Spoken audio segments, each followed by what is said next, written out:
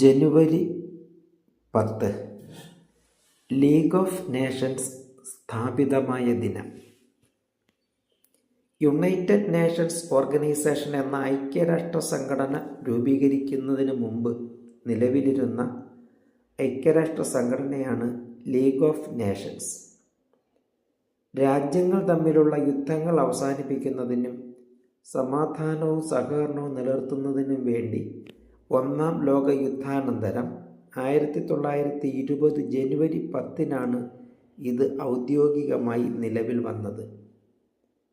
1918 ജനുവരി 8 American president Woodrow Wilson മുന്നോട്ട് വെച്ച 14 നിർദ്ദേശങ്ങളിലെ പ്രധാന നിർദ്ദേശങ്ങളിലൊന്നാണ് ഇത്തരം ഒരു സംഘടനാ രൂപീകരണത്തിലേക്ക് വഴിതെളിച്ചത്.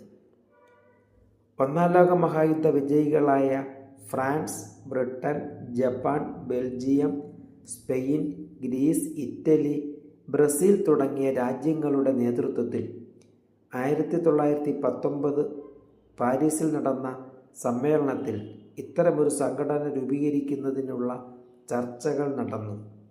തുടർന്ന് കവനന്റ് അഥവാ ഭരണഘടന രൂപീകരിക്കുന്നതിന് ഒരു സമിതി ഉണ്ടായി.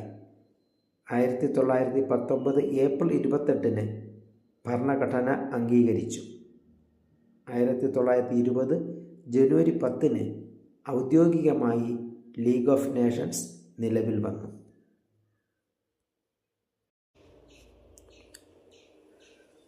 താഷ്കന്റ് കരാർ ഒപ്പുവെച്ച ദിനം.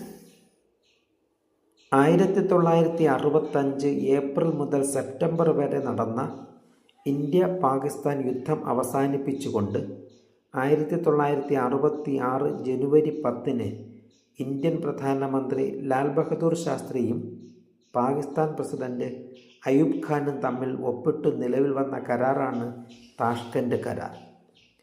സോവിയറ്റ് യൂണിയനിലെ ഉസ്ബെക്ക് റിപ്പബ്ലിക്കിൻ്റെ തലസ്ഥാനമായ താഷ്കന്റിൽ വെച്ച് സോവിയറ്റ് യൂണിയൻ പ്രധാനമന്ത്രി അലക്സി കൊസിജിൻ്റെ മധ്യസ്ഥതയിൽ 1966 ജനുവരി 4 മുതൽ ഒരാഴ്ച നീണ്ടുനിന്ന ചർച്ചയ്ക്കൊടുവിലാണ് കരാർ ഒപ്പുവെച്ചത്.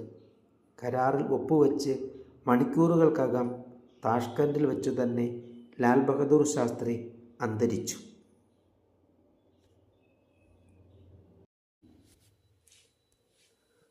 ഡോക്ടർ ജോൺ മത്തായി ജന്മദിനം.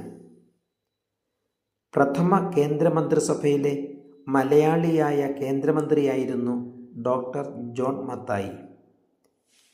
1947 ഇന്ത്യയുടെ ആദ്യത്തെ റെയിൽവേ ഗതാഗത മന്ത്രിയായും 1948 RK ഷൺമുഖം ഷെട്ടിക്കു ശേഷം ഇന്ത്യയുടെ രണ്ടാമത്തെ പ്രധാനമന്ത്രിയുമായി.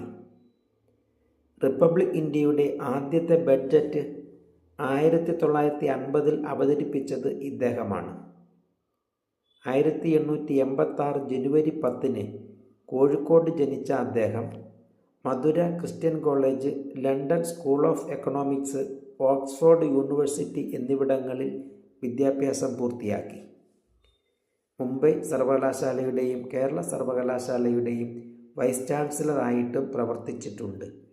1959 നവംബർ 2 അന്തരിച്ചു.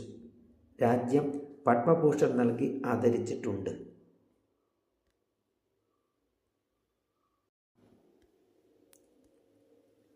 ഒളപ്പമണ്ണ ജന്മദിനം.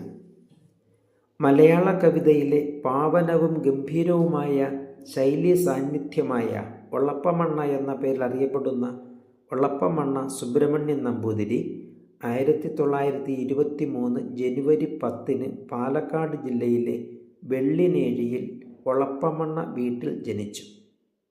അദ്ദേഹത്തിൻ്റെ ഏറ്റവും ശ്രദ്ധേയമായ കൃതിയായ നങ്ങേമക്കുട്ടി മലയാളത്തിലെ ഏറ്റവും മനോഹരമായ ഖണ്ഡകാവ്യങ്ങളിൽ ഒന്നാണ്. കുളക്കടവ്, പാഞ്ചാലി, അമ്പ, പരിനെല്ല്, നിഴലാന തുടങ്ങിയവ അദ്ദേഹത്തിൻ്റെ മറ്റു പ്രധാന കൃതികളാണ്. 2000 ഏപ്രിൽ 10 അദ്ദേഹം അന്തരിച്ചു.